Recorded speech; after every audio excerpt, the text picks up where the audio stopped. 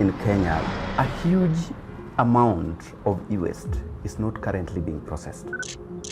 So if this huge amount of e-waste, volume of e-waste can be processed, then it means that opportunities will be created in the recyclers, the processing companies. But because of what we call skills mismatch, the locals do not have the expertise to be employed. This is the challenge. This is what we are trying to reverse with projects like the Toolbox. So we are trying to bridge the skills gap, the mismatch between what the industry wants and what is coming out from the training institutions through these interventions. And one of the things that came up was the need for a standalone curriculum in e-waste.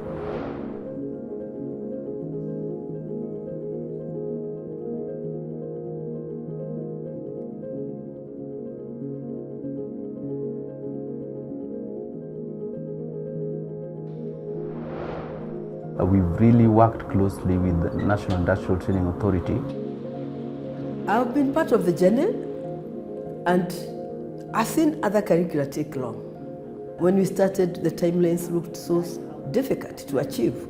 But again, everybody was so willing to get into the partnership, get the curriculum going. So GIZ was supportive in terms of funding, in terms of coming together, agreeing on the timelines, agreeing on the deliverables, and that is why I feel they were clear on what they wanted to happen. We mobilized the companies. They sent their experienced technicians so that we could know what really is needed in terms of e-waste curriculum. We are handling e-waste on people's lives, on people's environment. So when it is approved by our organization, we are the one who is authorized by the government, and we are the people handling the curriculum to the maximum of its use.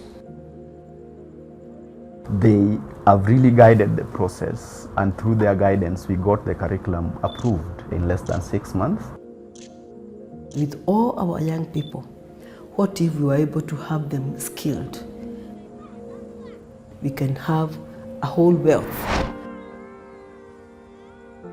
The whole of the Toolbox idea and concept was to flank investment from the European Union and work along with them so that we can have a pool of qualified technicians to support such kind of investments when they get into the country. But also the local companies and the local stakeholders would also benefit from this pool of qualified technicians. Waste Center is an impact-driven organization that focuses on electronic waste management.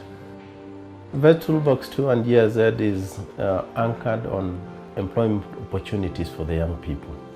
We have a number of drop-off points for electronic waste within the country. We are trying to expand our collection centers as well. There is a huge gap. We need a lot of e-waste that we are not getting in this country to be processed. And that has been as a result of lack of a structured law. Policy is one of the aspects that we are looking at.